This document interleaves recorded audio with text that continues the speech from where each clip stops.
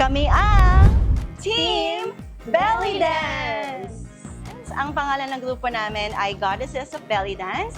And mga 12 years na kaming magkakasama, although iba-iba kami ng mga profession.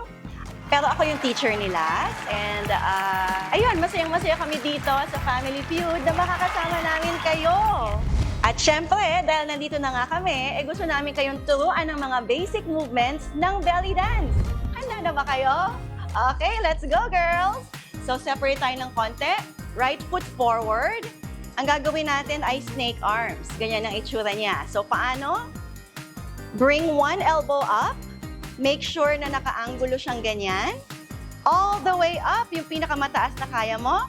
And then you slowly bring it down. Kabila naman, left elbow up, all the way up, and down. Alternate natin, right elbow, left elbow, right elbow, left elbow. Nalagyan natin ng konting galaw. Let's move to the right, right.